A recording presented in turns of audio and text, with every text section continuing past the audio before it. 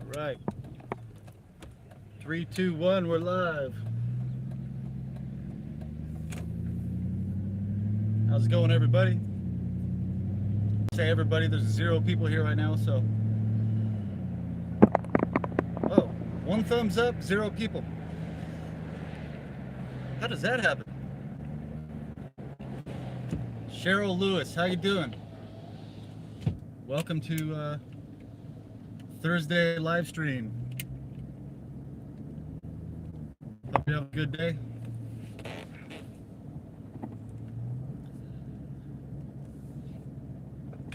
I don't even really know what I'm going to talk about right now. I just felt the need to, whoa. Sorry, I got distracted by these chemtrails over here. They're like circle shapes. Like 2 big balls. And let's see if I can kind of blocked by the you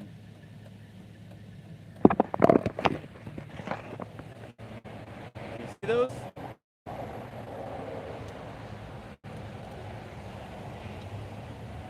They're behind the palm trees and the Highline Towers right there. It's like 2 big circles in the sky.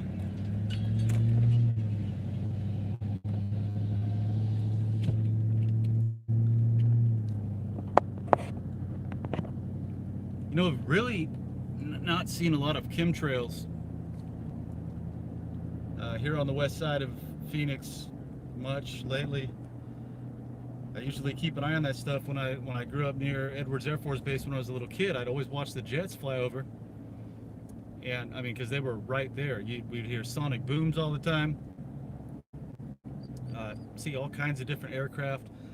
The SR-71 Blackbird used to fly over when I was at soccer practice, right at dusk with the afterburners going.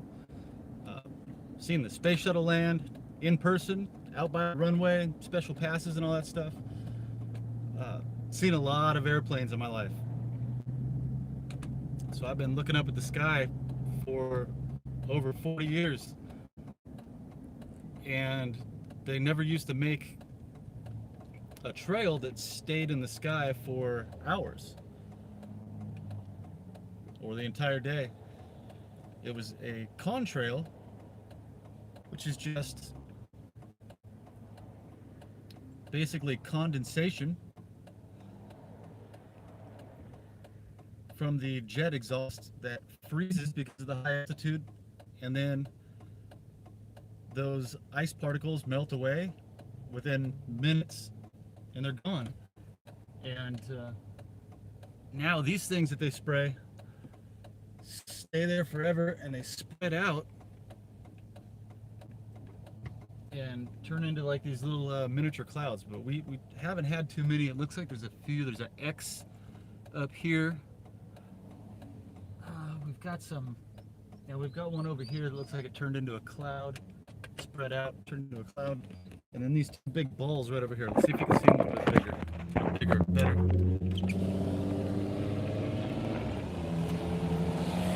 You see that over there?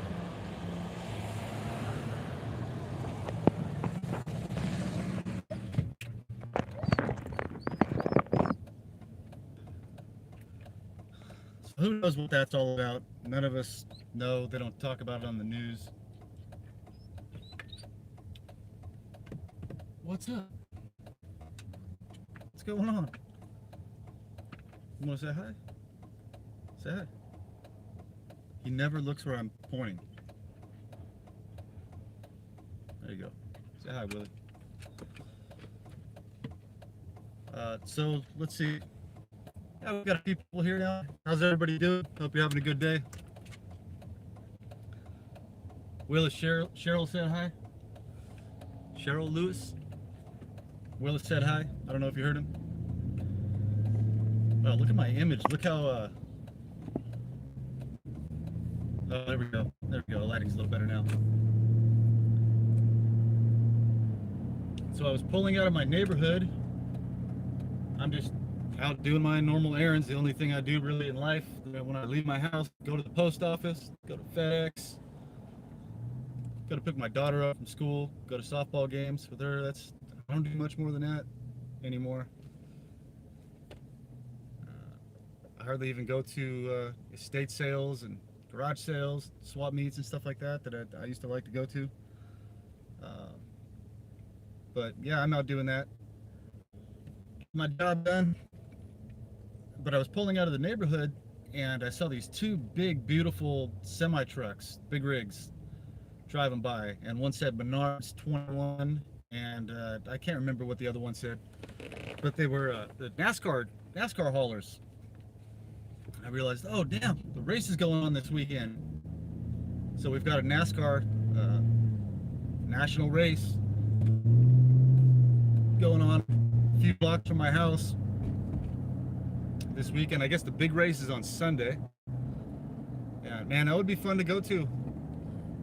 You know, I know history, I know what's going on, I know it's bread and circuses and all that's supposed to keep us distracted, and, you know, but some of that stuff is still fun to go to. I've only been to one NASCAR race. It got rained out. We went home, walked literally over a mile back to our car in the rain. It was pretty fun, actually. Went home, told everybody, hey, the race is back on. So we got back in the car, went back out there, went to the race. It was a good time, good memory. A guy got so drunk, we were up on the side of the hill. If you want to get the cheap tickets, they aren't in the grandstands. You sit up literally on the side of the hill, and it's out here in the desert, so it's like this desert terrain. There's all kinds of rocks. It's pretty steep, and then they have these little levels where you can put up like a shade canopy and your chairs and all that stuff. And because it got delayed, I think people they time their drinking, so they're at the maximum drunkenness when the race is going on. And since they delayed the race, messed up this guy's timing, and he just he took a nosedive right in front of us. Security pulled him out. The medics came and got him, and attended to his medical needs. He did bust up his face pretty good. He was bleeding all over the place, but I think he was okay. Probably just woke up the next day and was like, hey, was that a good race? What happened?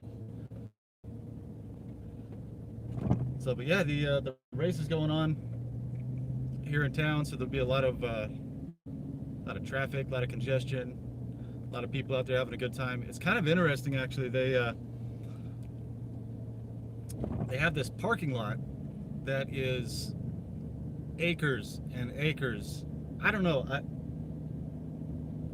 I hate to guess and be completely wrong. Now the people that actually know be like, what's this guy thinking? I don't know. I would guess it's 50 acres, maybe less. Anyway, it's a huge piece of property next to the NASCAR track, and people from all over the United States drive to. They're like Grateful Dead groupies almost. They travel all over the United States to go from one race to the next, or you know, if they're within a few hours, they'll go to the local races. But they all bring their motorhomes, their travel trailers,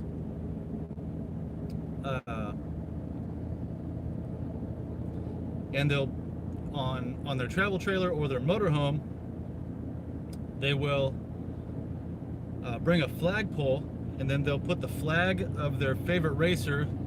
They'll fly that flag up on top of their motorhome, and it's like usually like a 10-foot tall flagpole.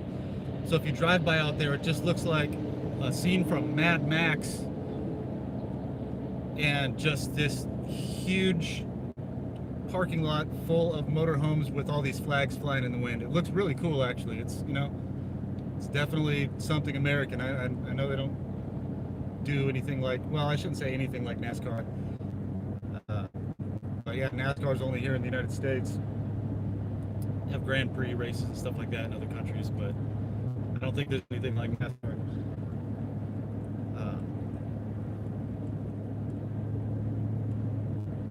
So I was thinking if I could find some kind of coupon or get like a press pass to do photography or something like that. Maybe I could try to go out there.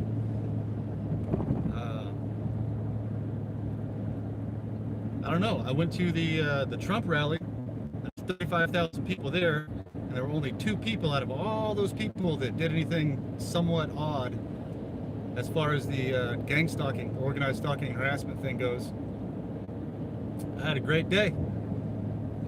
And I know a lot of NASCAR fans are Trump fans, so I was thinking, you know, and I don't remember the last time I went to that race a few years ago, anybody bothering me or harassing me when I was at the NASCAR race. So let's see, go a little slow here. Sorry, buddy. Here, I'll get over.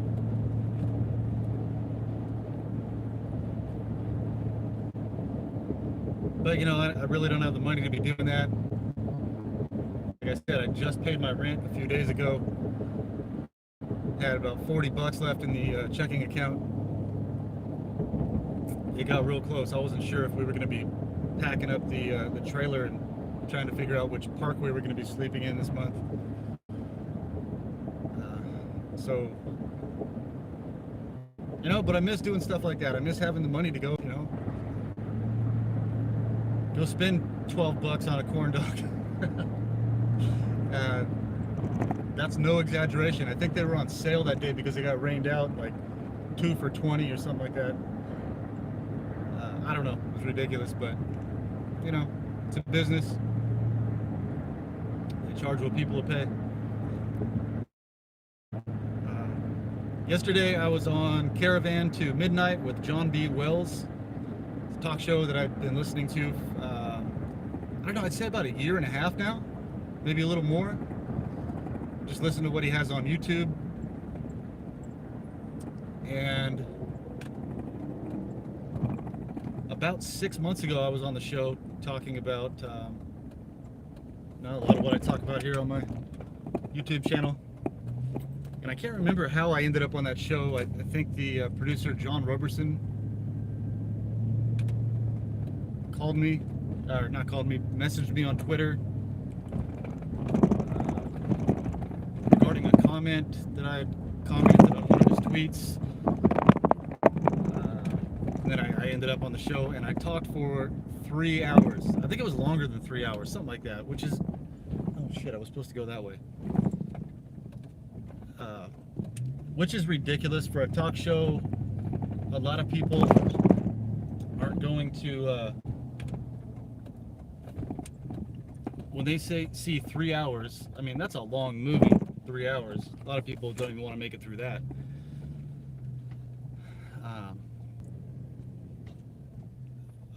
In a very, very small percentage of what I've gone through and experienced and have knowledge of now. And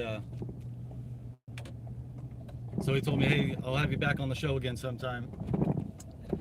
And then after I got the news of Phil Haney being suicided. Phil, if you don't know who Phil Haney is, he's Department of Homeland Security officer, investigator. I don't know what his exact title was with DHS, but he worked in DHS and he realized, hey, why are all these actual terrorists being scrubbed off of the terrorist watch list?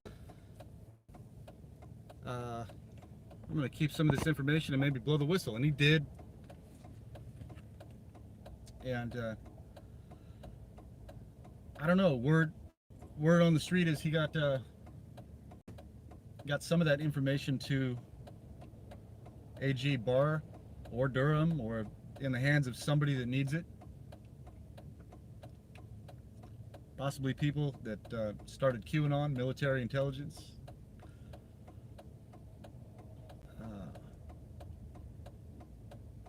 But he had evidence that he could testify in court and he got murdered a little over a week ago now, I believe. Right around a week ago. They said that he went out to his car and shot himself next to his car, which, if somebody's going to kill themselves, who's going to walk out to their front yard, stand next to their car, and shoot themselves in the chest?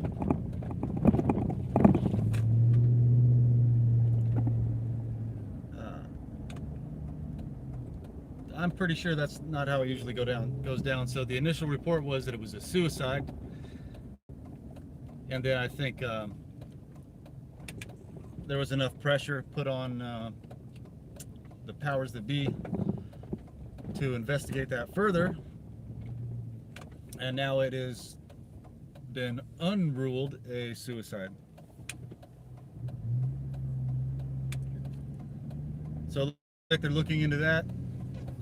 Sounds like a case of Arkansas to me.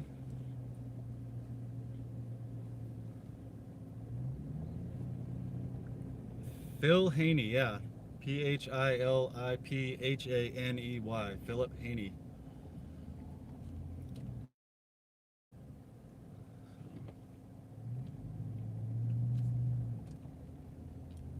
Alright, hold on. I'm just pulling up the FedEx here. Ooh, 15-minute parking right there. Finally got a spot up front. This parking lot's usually packed.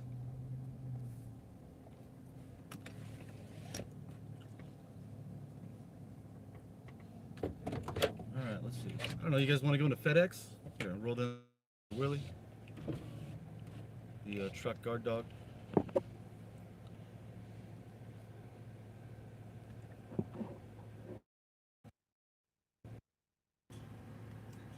This guy just got out, as I pulled up, got out of his car, and he's just standing in front of my truck, just texting his wife. I'm sure never happens. Whoa, Willie! Hey, don't do that! Don't do that! Don't do that! She looks ready. Hey, don't do that! Don't do that! No, don't do that. Don't do that. All right.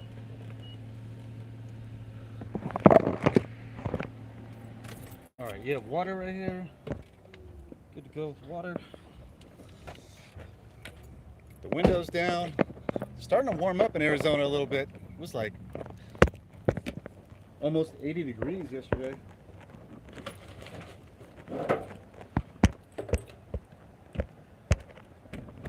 Let's see, I'll set this thing up here. Alright, we've got a few things here today. Whoa, whoa.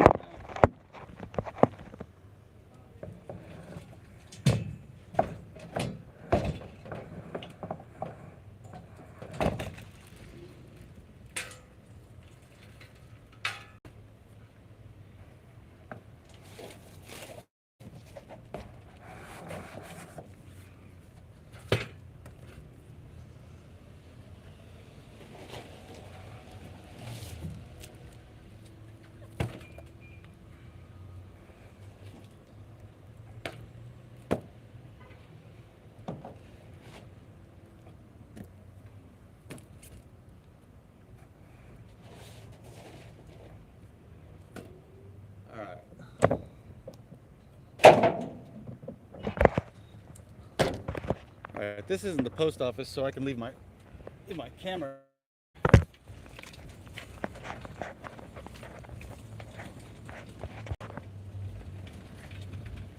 Alright, so there's 24 people here. Yeah, I don't know if you guys haven't reached that or heard news about Philip Haney. Check that out. He was actually on Caravan to Midnight twice within the last year,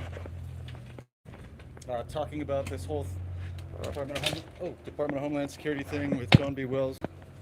And that's actually why I contacted John to go back on the show, because what Philip Haney was talking about.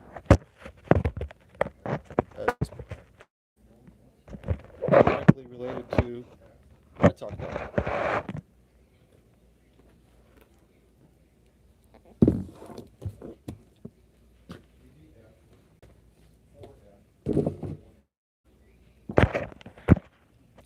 anyway, okay. Well, this live stream's already been 20 minutes, and it looks like there's a little bit of a line,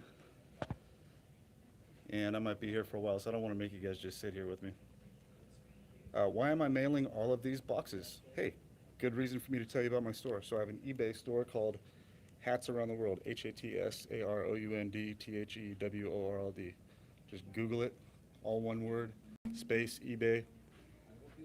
That'll go to my store, and I've got over 14,000 items that are available in the store. That's how I've made it through this so long, being blacklisted and not being able to get any kind of real job. This is a real job. It's a business. We used to do pretty good with this. I shipped out tens of thousands of items, and these are just some of the items that I sold. Let's see, what do we have? Some of this stuff is from storage units that I buy. Sold some Angry Birds here. Those are kind of collectible. The plush Angry Birds, they call them, like 6-inch to 12-inch, just like the app, the little video game. Let's see, what else do I have here? Got a JBL speaker from like 1976, 1977. It sold for around $100, I think. Some tattoo flash.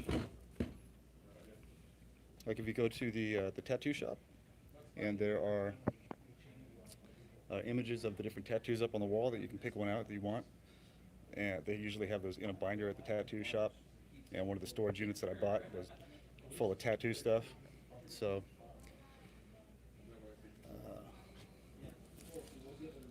that's that. And then a drive wheel. I can't remember exactly what you call it. A drive wheel, 70-tooth drive wheel for a Harley Davidson, for the belt, for the drive belt.